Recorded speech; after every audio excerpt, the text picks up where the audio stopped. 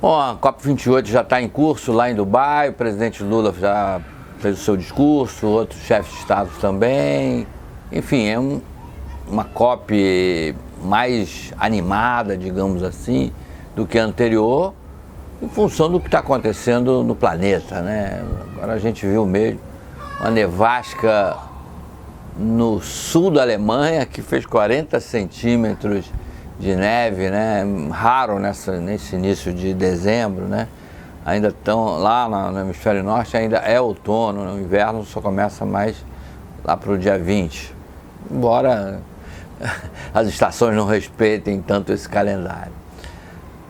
No Brasil a gente viu uma situação quase alarmante na Amazônia, que uma seca jamais vista. Quer dizer, eu não me lembro de ver o Rio Negro praticamente secar em vários pontos, né? Em várias regiões do estado do Amazonas mesmo. A gente teve situações de mortandade de peixe pelo baixo volume de água, pela alta temperatura da água, né? E no Rio Grande do Sul, Santa Catarina, Paraná, chuvas torrenciais. As chuvas lá são mais concentradas no inverno, elas se prolongaram por toda essa primavera, enfim.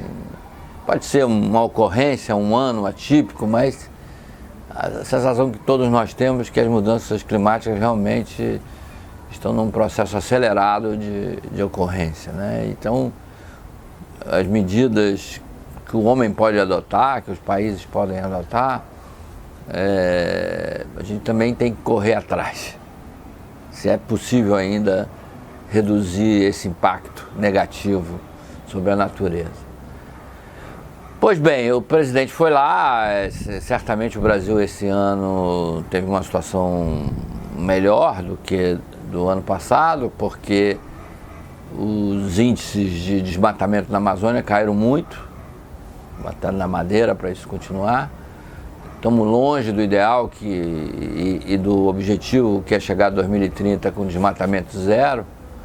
É uma meta ambiciosa, mas necessária. E, embora a gente esteja com esse índice em queda, né, de desmatamento, o Brasil está junto com os países que mais desmatam no planeta hoje. Se eu não me engano, essa lista inclui a Indonésia e o Congo. Mas são países também que têm ainda grandes áreas florestais, né? Os demais países já devastaram suas florestas, então já não tem como apresentar altos índices de desmatamento. Mas seja como for, o Brasil exatamente espera atrair muito investimento para a região norte do país, que tem uma participação no PIB muito pequena, em torno de 6%, né? A Amazônia hoje, a região norte, tem uma participação de 6% no PIB, né? Para vocês terem ideia, é metade do PIB do estado do Rio de Janeiro, né? Também uma população pequena, concentrada em alguns núcleos urbanos, cidades, capitais. Mas eu queria chamar a atenção para outra proposta que o Brasil apresentou. Não, outra proposta não. No seu relatório de iniciativas para reduzir o impacto ambiental, o Brasil chamou a atenção para um segmento que às vezes é muito apontado como vilão nessa área ambiental, mas que, na minha opinião, pode contribuir muito para a sustentabilidade. É o agronegócio, né? Segundo esse relatório, o Brasil espera, em 10 anos, ou seja, até 2033, incorporar à área agricultável 40 milhões de hectares. O que isso representa? Bom, o Brasil hoje tem cerca de 65 milhões de hectares cultivados na agricultura. Para vocês terem uma ideia, em 1970, em torno de 1970, essa área era a metade, 27 milhões de hectares. O Brasil, então, demorou 50 anos para dobrar a área agricultável. Agora, a gente aumentaria em torno de 60%, né, essa área agricultável, né, quase que dobraria de novo, num período só de 10 anos. Isso é possível por quê? Primeiro porque a tecnologia de agricultura tropical se desenvolveu muito a partir da criação da Embrapa e a partir de investimentos de vários institutos de pesquisa agropecuária. Segundo, que a gente tem um empresariado nessa área muito pujante, muito trabalhador, muito dinâmico, muito aguerrido. E não tem nada a ver com aqueles latifundiários do século XIX, os barões, né? São pessoas que têm até uma origem humilde, vieram de migração da Europa, do Japão, enfim, fizeram a sua vida no trabalho e foram conquistando essas novas áreas no trabalho, enriqueceram.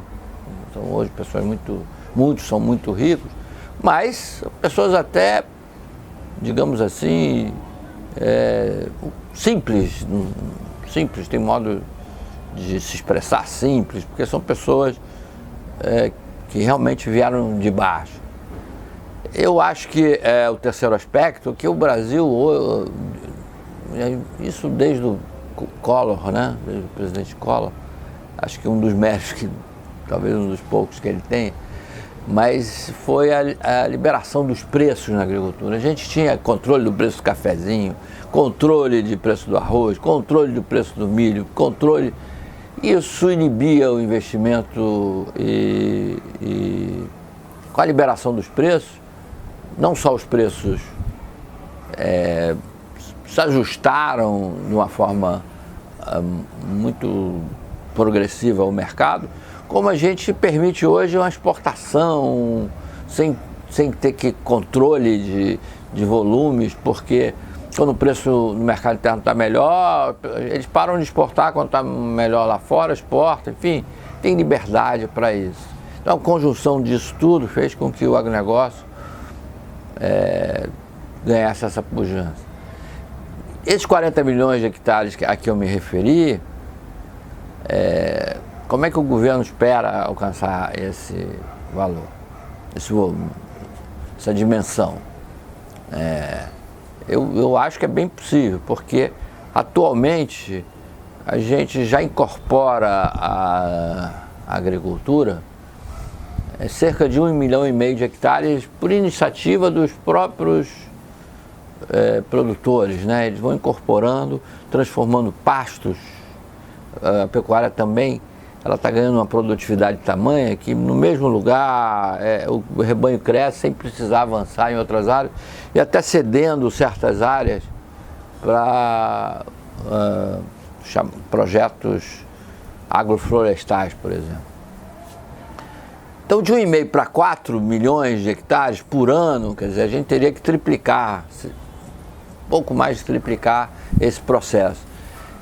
E aí é que entra o governo, dando uma acelerada, dando uma empurrada, talvez via BNDES, via Banco do Brasil, via linhas de incentivos fiscais, dá uma empurrada para esse processo acelerar. Em 30 anos a gente consegue, em 10 anos a gente consegue que conseguiu em 50, né? O efeito prático disso, pelo aumento de produtividade, é que a gente dobra a produção. Hoje, cerca de 300 milhões de toneladas de grãos, a gente dobra isso, mas não só grãos, mas o Brasil hoje produz frutas variadas, aquelas frutas europeias, né? Frutas do hemisfério norte já são produzidas aqui, só eram produzidas no Chile, na Argentina, no Uruguai. Hoje se produz maçã, pera, pêssego, uva, enfim, morangos, né? Todas essas, digamos, aquelas mirtilos e outras coisas, né? Oliveiras, né? Até azeite a gente começou a produzir, vinho, praticamente agora o vinho está se disseminando por vários outros pontos do país, não só no Rio Grande do Sul, também em Minas, no estado do Rio, enfim, São Paulo. O agronegócio está se diversificando muito, né? Não só soja, milho, algodão, carnes de uma forma geral, né? Não só isso, vem se diversificando. Então acho que isso foi estou chamando a atenção porque, claro que o foco sempre da COP28, das COPs, né, que são uma reunião anual, o Brasil até vai ter a COP30 lá em Belém, daqui a 2 anos, o foco é sempre a questão o quanto de gases poluentes, né, que a gente está reduzindo, quanto o esforço, muito voltado para a área de energia, por exemplo, que é um grande emissor para a indústria, mas a gente também pode ter esse outro lado, que é o agronegócio contribuindo para a redução de emissões e para ter créditos de carbono, né? Projetos agroflorestais conseguem ter créditos de carbono e é uma renda extra para o setor. Então, acho que esse ano a gente marcou um tempo importante, acho que o discurso do presidente foi bom lá em Dubai, embora paralelamente a nossa presença lá, o Brasil vai entrar como um país, digamos assim, OPEP+, ele vai ser um associado da OPEP, não vai votar, não vai tomar decisões, mas ele vai estar presente na OPEP, porque se tornou um grande exportador de petróleo, né? Essas contradições que a gente tem que conviver, o petróleo se tornou importantíssimo na economia brasileira. Para encerrar esse meu post, eu gostaria de fazer uma homenagem a uma pessoa de quem eu me tornei até amigo, né? Não só admirador, eu acompanhei a vida dele como jornalista e ultimamente até vinha fazendo um trabalho de biografia com ele, que é o Renato Abreu. Renato já esteve aqui, né, nesse lugar, tem uma entrevista que eu fiz com ele muito boa, eu tenho 4 anos, alguém tiver curiosidade é só ir no canal lá e ver o bate-papo que eu fiz com o Renato. Renato era um engenheiro, foi um engenheiro que fez uma carreira na engenharia muito brilhante, se destacou com os melhores profissionais da General Electric no mundo.